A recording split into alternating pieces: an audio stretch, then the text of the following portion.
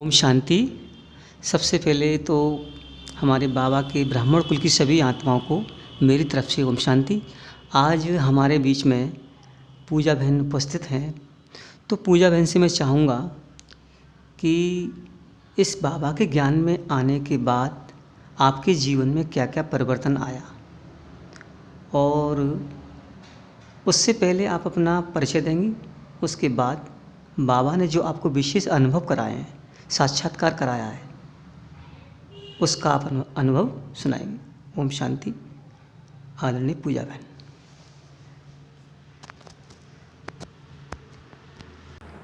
ओम शांति। सभी ब्राह्मण सदस्यों को मेरी तरफ से बहुत बहुत प्रणाम। मेरा नाम पूजा मोहंती है। मैं यहाँ आगरा में पिछले 10 वर्ष से रहती हूँ। यहाँ मैं जालमा हॉस्पिटल में मेरे पति कार्यरत थे, एक साइंटिस्ट और डॉक्टर के विभाग में, किंतु कोरोना काल में उनका देहांत हो गया था 2 मई को।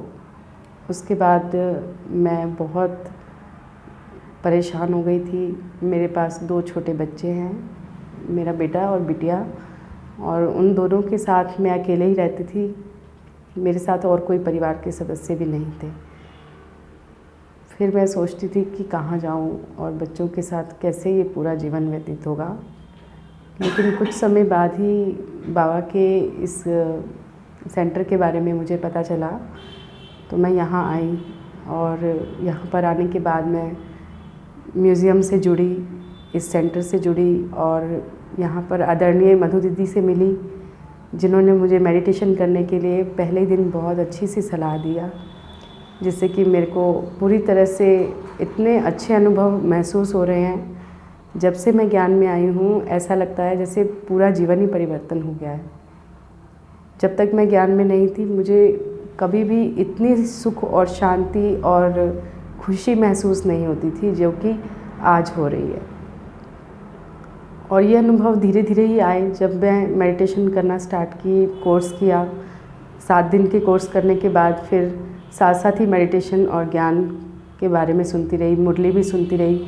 सुबह शाम दोनों समय आकर के गैलरी म्यूज़ियम यहाँ पर देखना, और फिर उसके बाद मुरली क्लास करना, फिर मेडिटेशन करना, बाबा के साथ योग लगाना, ये सारी चीज़ें इतने अच्छे से होती रही कि मुझे पता ही नहीं चला।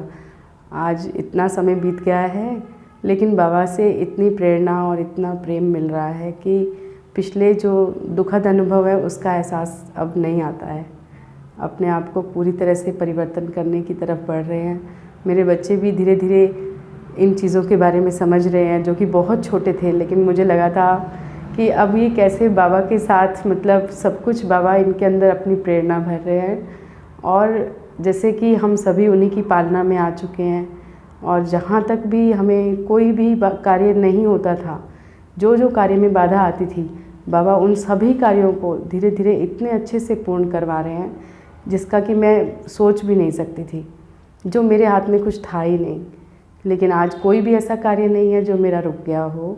अपने आप ही सभी कार्य पूरे हो रहे हैं, और बहुत खुशी हो रही है। इतना अच्छा अनुभव है कि मुझे नहीं लगता है इतने कम समय में मुझे इतना प्रेम, इतना प्यार, उत्साह बाबा के सेंटर से आने के, मतलब यहाँ से ना तो जाने का मन करता है, और जब यहाँ आ जाती हूँ तो ऐसा लगता है जैसे अपने ही घर में आई हूँ।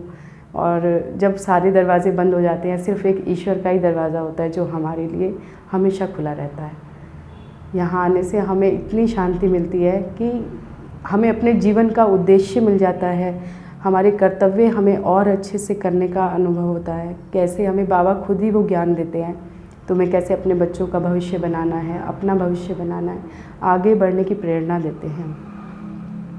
जब हम सांसारिक लोगों से मिलते हैं तो कहीं ना कहीं हमारे अंदर वो चीज़ें नहीं आ पाती, लेकिन बाबा से मिलने के बाद बाबा हमें इतना अच्छे से परफेक्ट बनाना चाहते हैं कि ये मेरा बच्चा है, इसमें कोई किसी भी तरह की कोई कमी नहीं होगी। और हमें जो छोटी छोटी कमियां हमारे अंदर सांसारिक ज्ञान लेकर के जो रही थी, जो भक्ति मार्ग में रही थी, वो कमियां भी अब धीरे धीरे बाबा के ज्ञान में आने से कम हो जा रही हैं। और कोशिश भी यही रहती है कि जितना हो सके बाबा के संपर्क में रहें, सुबह शाम उनको सिमर के ही हम अपना भोजन बनाएं, फिर उसे खाएं प्रसाद के रूप में, और फिर उसी प्रसाद का खाने के बाद जो हमारे अंदर के विकार हैं वो धीरे धीरे कम हो जाएं। हमारे अंदर तो विकारों का बहुत भंडार था जब तक हम बाबा के पास नहीं आए थे, लेकिन जैसे जैसे उनसे बात किया, उनके साथ योग लगाया, उनसे अपनी गलतियाँ जो विकार हैं कम करने के लिए उन्हीं से प्रेरणा मिली, और उन्होंने इसमें हमारी पूरी सहायता की है। हमारे सारे विकारों को वो धीरे धीरे कम कर रहे हैं, हमारी कमज़ोरियों को वो धीरे धीरे और कम करते जा रहे हैं। फिर भी हम कहीं ना कहीं छोटी छोटी गलतियां करते हैं, जो कि हमें लगता है कि हमें दुनिया में आए हैं तो कोई छोटी छोटी गलती तो करेंगे ही, लेकिन कोशिश यही होनी चाहिए कि उन गलतियों को भी किसी तरह से पूरी तरह से अपने अंदर से हटा करके और अच्छी बातें सुनना, समझना और समझाना, दूसरों के साथ भी ये सब उनको भी बताना। क्योंकि इस समय जो समय चल रहा है, सभी आत्माएं बहुत अशांत हैं, तो उनको मानसिक रूप से वो स्वस्थ रहें, उनके पास भी ये मतलब अच्छा से अच्छा जो हम कर पाएँ, मनसा सेवा कर पाएँ, शारीरिक सेवा कर पाएँ, वही हमारा एक उद्देश्य होना चाहिए। बाबा के बच्चे होने के नाते बाबा चाहते हैं कि जो भी सेवा उन्होंने हमसे लेनी है, चाहे वो तन मन धन की जो भी सेवा है, वो उसके लिए हमें प्रेरणा देते हैं, और उन प्रेरणाओं पर चलकर उनके साथ हम अपने अनुभव भी दूसरों के साथ भी शेयर करते हैं, जिससे और आत्माओं को भी हमारे साथ जुड़ने का मौका मिले और बाबा की शरण में आएँ और बाबा से पालना लें, उनका प्रेम लें। उनके प्रेम के आगे तो सभी प्रेम फीके हैं, उनके प्रेम से बढ़कर इस दुनिया में कोई प्रेम नहीं हो सकता।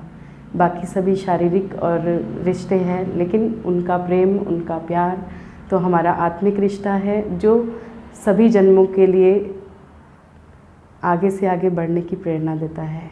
जिस जन्म में हम आज हैं उससे आगे हमें बढ़ना है, फिर सतयुग की तरफ जाना है। तो हमारा कोशिश यही होना चाहिए कि इस जन्म में हम अच्छे से अच्छे कार्य करें और दूसरों को भी प्रेरणा दें, जिससे कि सभी अपने जीवन को सफल बनाएं। ओम शांति। ओम शांति। बहुत बहुत धन्यवाद आदरणीय पूजा बहन का। ओम शांति।